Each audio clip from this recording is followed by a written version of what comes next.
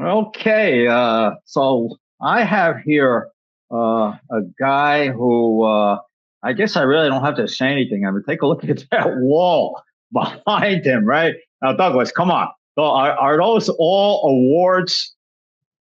No, just training and life. That most of it's in a box today. When I moved from Vegas to where I am now Uh, retired, I uh, took them out of the frames. I just put them in a box, and now I just don't have an "I love me" wall. I yeah. have just a memory wall. Uh, Things that were important. well, Douglas, we're talking about this special event, October 2nd, the game protection event that you're going to be a main part of. And also, I believe, to my knowledge, you're the only living human being who's been awarded a lifetime achievement in game protection and surveillance in two different major conferences. I'm not going to force you to certify that you're the only person, but I've never heard of another person that's done that. And, I was talking to my wife the other day, Ingrid, who you know very well. And, Yep. I said, this guy Douglas, right? If you dissected his brain, you would find a maze, an endless maze of security, surveillance, and game protection knowledge. You'd have to walk carefully, cut corners, find your way. Where is all this stuff? Because the knowledge base you have, I mean, I hate to admit it, but the knowledge base you have is really superior.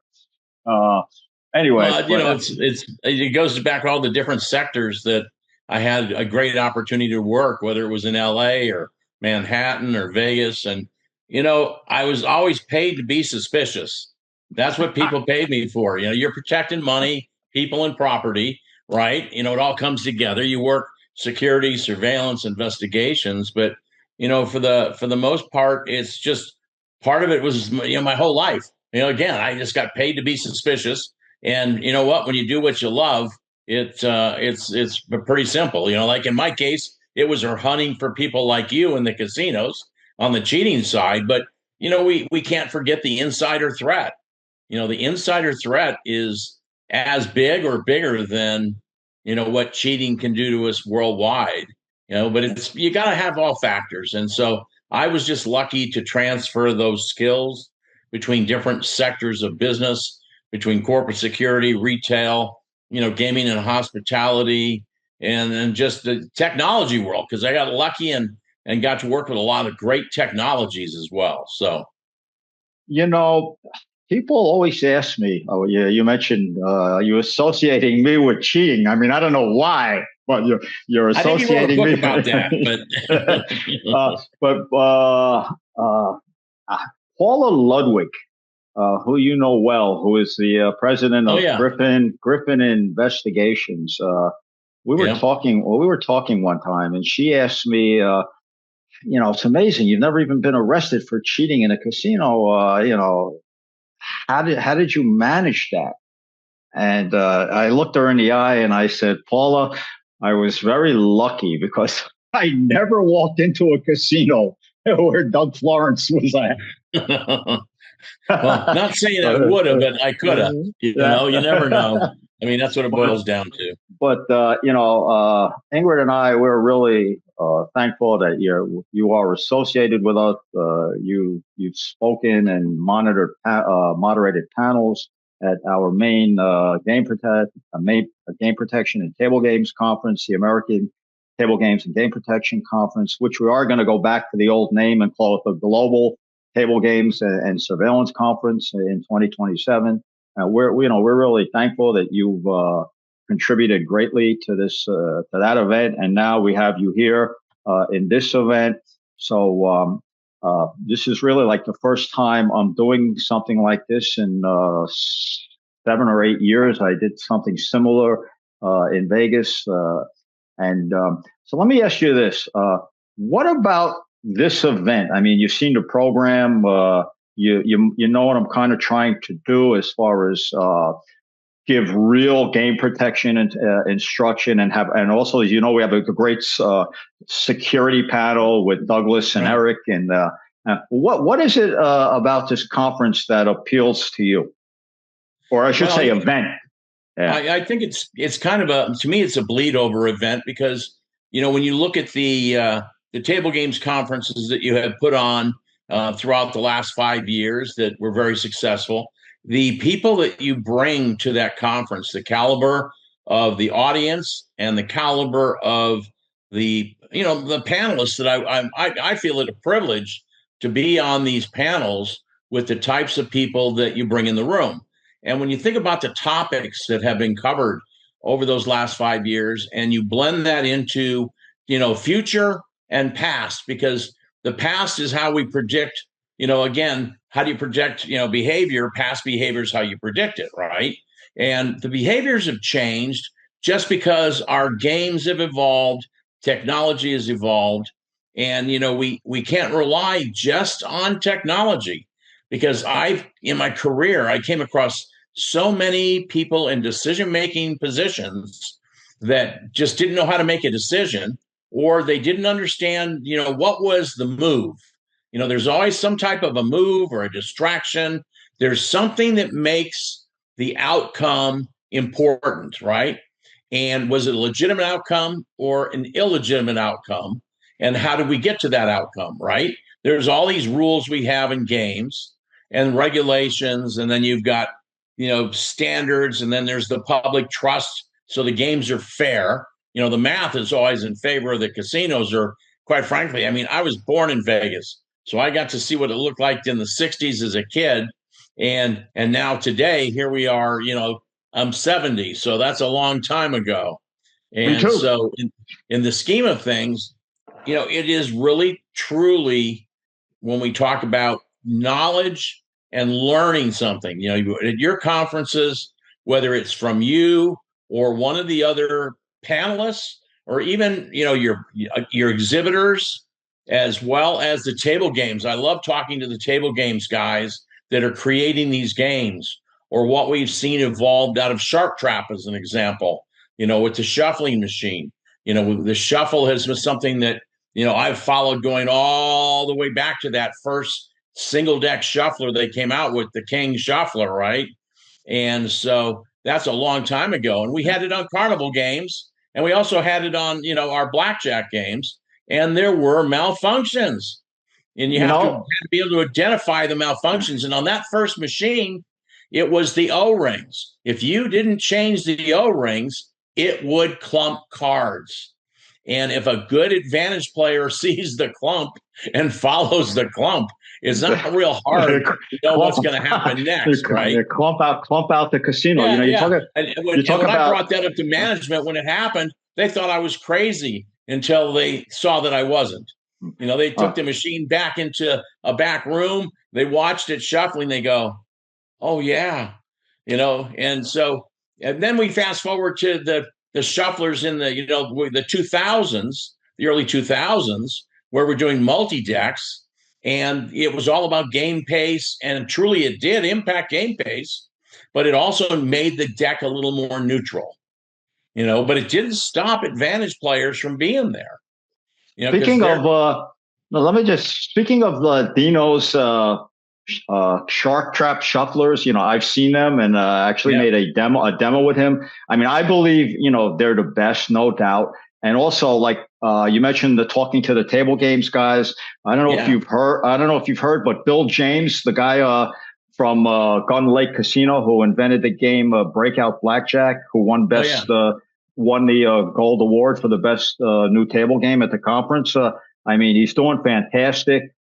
He's getting installations all over the place, and I think he's on tap to be the next Roger Snow or Jeff Hall. I really think this game is going to go global, and in this event, October 2nd, I'm going to handle, of course, the game protection, and I'm going to show a lot of stuff that casinos. This is not the high tech stuff that people are going to be talking about at G2E. At the GPE, I'm going to talk about the real stuff, what really right. happens, not like the NBA scam that's never going to happen. And then we're going to turn this over to this amazing security roundtable. Our friend David Villalpando, who's the vice chair, who you know well, the vice chair of the Tribal Gaming Protection Network. That's a tongue twister, right? Yeah.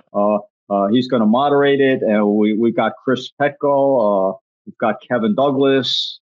Eric Goboliski should be joining us. Who doesn't know Eric Goboliski is the biggest name probably in Las Vegas surveillance. Las Vegas security. He's had a big role to play in the Super Bowl and the Formula One events for protecting people, and that's what we're going to talk about. And of course, we have Chris Petko, who I actually met at your conference 2 years ago. I mean, Chris is another security dynamo with MGM Resorts International. I mean, I really think that this panel, with the brain power on this panel and the elevated positions of all these guys, including yourself, is really going to be like one for the ages, and might even overshadow all the game protection that I'm doing at this event. Well, when you think about not just the years of experience, but we all have come across those unique, whether it's insider threat, opportunities that happen where we're protecting the property from our employees, and collusion with outsiders. When you consider all the different things and the way Vegas has evolved with events, all of these things tie together, and it's about revenue. I mean, Vegas has always kind of rebuilt itself.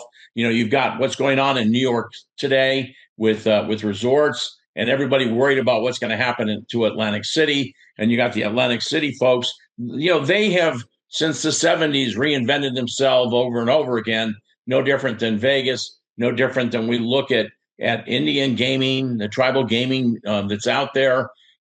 Quite frankly, they have just done so well. And when you look at the lessons that are learned from all of those different sectors and the knowledge with this group of folks, and that's where it comes into the listening part. People sometimes say it's hard. Oh, so Douglas actually listens. My wife wouldn't agree, but in the bottom line, you have to be able to hear and discover that there's other things going on. And as we look at the types of threats, be it to our guests, be it to the revenue, be it to the stream, be it to the industry itself, we have to be able to kind of use good verbal judo, so to speak, but we've got to be able to how to make good decisions. And I think that's one of the things I've taken away from your conferences is listening to these folks and how they made a decision, how it impacted what they did, the way they approached it. Some things take a longer period of time to solve. Others, you have that epiphany moment. You say, whoa, there's the move, right? And whatever that move might be, whether it's, the world of distraction, it's placing that bet. And was it a legitimate bet or not a legitimate bet at the moment? And what was the outcome?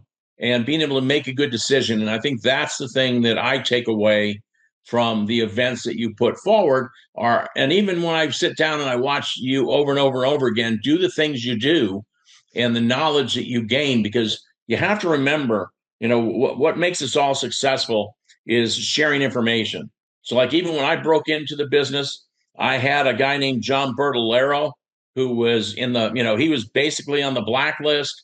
He was one of those guys that couldn't go into casinos, and he was just a great mechanic. There's a guy that broke me in, and even Steve Forte in his book, he talks about John Bertolero and what John did for him, in the back sections of it. So I was lucky that I got to meet him, and I met a lot of other crossroaders, and these are crossroaders that go back to every type of game. And so that's where, if you're fortunate like that, like I was, that I got to do that, great. Or meeting people like you, later in life, as we know, and early in life, we were adversaries. Go back to 2008 when we were doing the movie 21 came out, and we had that panel with all of the MIT guys and the regulators, and there was Richard Marcus out there heckling in the audience with 500 people in the room. I think he was trying to get attention. I'm not sure what it was, but it was hard to shut him down, as the moderator of that panel. And then here we are today, but it's because you have to recognize every one of us has something to contribute when we decide to make that choice. You made that choice a long time ago. When you wrote your book, I think that's when you decided decided you better go on the straight and narrow, so you wouldn't just be signing autographs, behind bars. But because you might have gotten caught. Today I say with technology, I think we would be able to cover that loophole, in one way, shape, or another. There's a lot of technology, but we just can't rely on it because, again, I go back to that one thing we have to do. Once the technology tells me where to look, what has happened, I got to understand what happened and was it legitimate, and then I have to be able to make a decision. And when I make those decisions, it's got to be based on my knowledge or the knowledge of the people in my room. I was so fortunate to have worked with some great people. Like, when I walked in the Mirage and, Ted, here he was, an operator on the panels when I walked in there. 2.5 years later, I left because I had a great opportunity in front of me. And he walked into my shoes, but those were his shoes.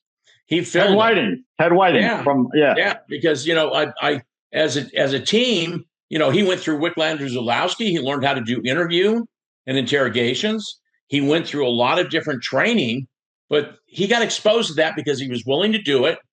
He may not have liked it, and I don't think he liked me for a long time, to be honest. And he may not like me today. But it was not about creating a mini me. It was, giving them the knowledge. Or you take Gail. Look how Gail did in her career on the Strip, or Paula Jeppi. You think about those people, or David Terry. I go back to that list of people that, George, there was a kid, George, that came into our life there at the Mirage. But every property I worked at, when I got hired at the Mirage over the phone, they brought me home from Boston. And, so I was hired like on a Friday night, I made a phone call, and on Monday, I'm signing my contracts when I walked in that door 4 days later. And I had to drive there, of course. But, the bottom line is those individuals that I got to work with were willing to learn, and they did it their way. There were certain rules you got to follow to make sure that, crimes have happened, and you just can't reach out and touch somebody because you want to. But I think that's where your conference comes in. It brings that great network of people because I see those people still learning, still attending, still participating. And, so when you think about this opportunity on October 2nd, you know what? You're here in Vegas. Why miss this opportunity? Or the staff that you have. I mean, that's the one thing I never said no to my staff about learning something new or trying something or going to HR and saying, we need more money or we need to pay for training. And we had to find funding somewhere because we're not a revenue department. Somebody's got to pay for it. And in the end, that professional development is the thing that I strive for throughout my career and mentoring, and then just getting out of their way. And you know what? It's their turn. It's their turn, and letting them make decisions. Sometimes they don't make the right decision, but if you're there to help kind of guide them, I mean, I could tell you some stories about some things we did at the Mirage that, every one of those people needed just a little push, but that's all they needed. The rest was up to them, not me. I was hired for one reason. I made decisions and made them based on it. And again, it started early with me getting paid for being suspicious. That's the one thing. And I still do. I can't wait for this. This is going to be a great event. And going back to you and Ted Whiting, I don't know, you guys may have not gotten along at some point in time back in the day, like you and I didn't get along. But there's one thing that you and Ted Whiting have in common. And you know what that is? I have a feeling you know what that is, right? I have an idea, but I'd rather hear it from you. Yeah. Well, guys, Ted Whiting, he told me his biggest regret was never catching me back in the day when he was the surveillance director at the Mirage. And he also worked for you at the Mirage, right? Yeah, we worked together. You worked together. I would sit down right there on the console with him. That's the way I ran my rooms. Yeah. I had an office, but I was only in it when I needed to be. Rest of the time, I could picture the two of you, sitting at the console there. We gotta find this guy Marcus. We gotta put him away.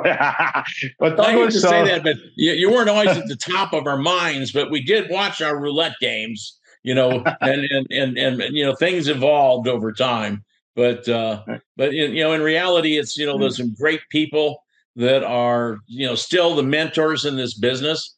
And I think that's the one thing that, it's great to see them participate and share that opportunity with their teams.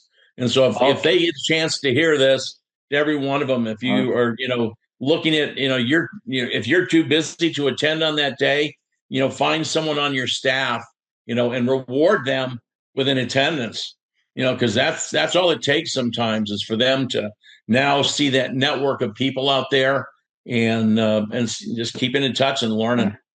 And I can only repeat what Douglas is saying. A lot of you who are going to the G2E, of course, there's a lot of really good learning sessions there. But when it comes to a game protection session involving cheating and everything, advantage play and all that, you really want to see this event, because this is really the best one, because nobody can do it like the guys we're going to have there. And Douglas, again, you have played a big part in my post-cheating career. There's no doubt about that, which has been to educate and train casinos and game protection. So again, I thank you for that, and look forward to seeing you on October 2nd. Amen. Amen. Lord willing, I'll be there.